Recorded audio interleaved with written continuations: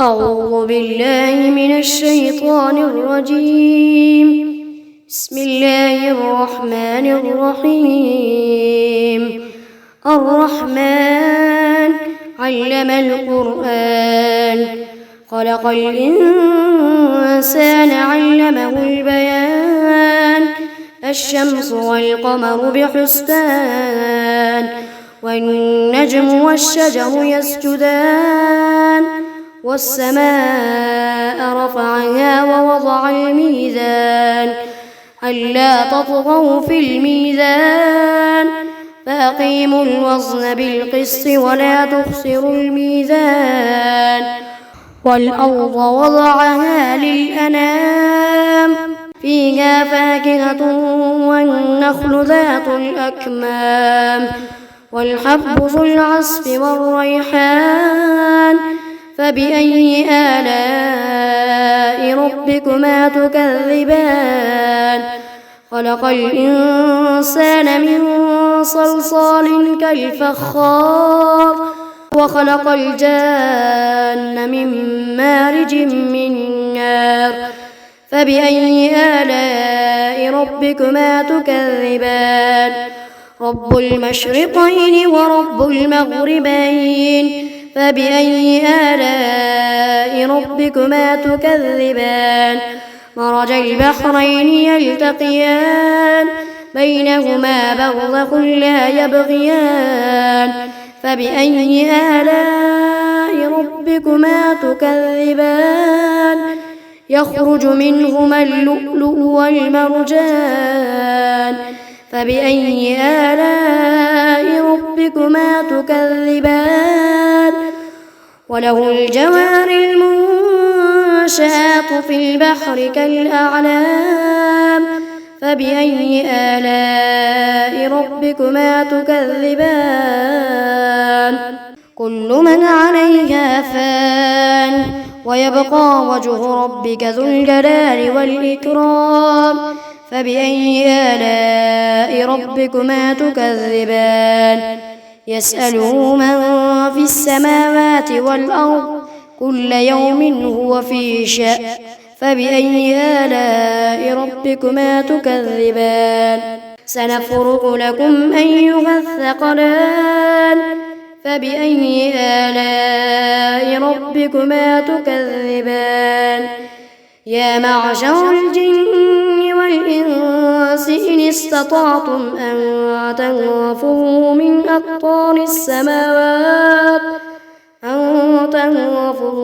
أقطار السماوات والأرض فانفذوا، لا تنفذون إلا بسلطان. فبأي آلاء ربكما تكذبان؟ يرسل عليكما شواظ من نار ونحاس فلا تنتصران. فبأي آلاء ربكما تكذبان؟ فإذا انشقت السماء فكانت وردة كالدهان. فبأي آلاء ربكما تكذبان؟ فيومئذ لا يسأل عن ذنبه إنس ولا جان. فبأي آلاء ربكما تكذبان؟ يعرف المجرمون بسيماهم فيؤخذ بالنواصي والأقدام. فبأي آلاء ربكما تكذبان؟ هذه جهنم التي يكذب بها المجرمون، يطوفون بينها وبين حميم آن. فبأي آلاء ربكما تكذبان؟ ولمن خاف مقام ربه جنتان. فبأي آلاء ربكما تكذبان؟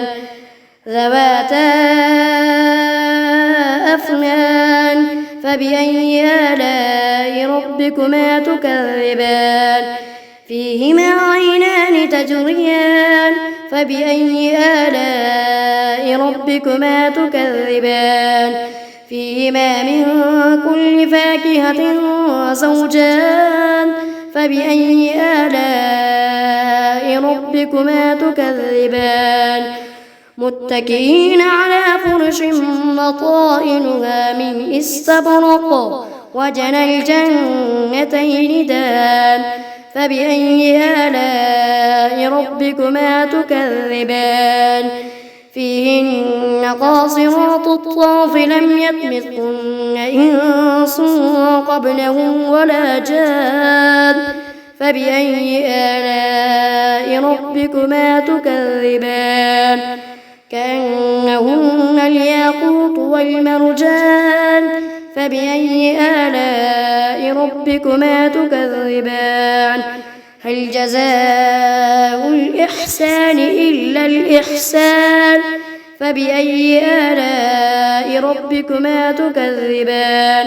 ومن دونهما جنتان فبأي آلاء ربكما تكذبان مدهامتان فبأي آلاء ربكما تكذبان فيهما عينان نضاختان فبأي آلاء ربكما تكذبان فيهما فاكهة ونخل ورمان فبأي آلاء ربكما تكذبان فيهن خيرات حسان فبأي آلاء ربكما تكذبان حور مقصورات في الخيام فبأي آلاء ربكما تكذبان لم يطمثهن إنس قبلهم ولا جان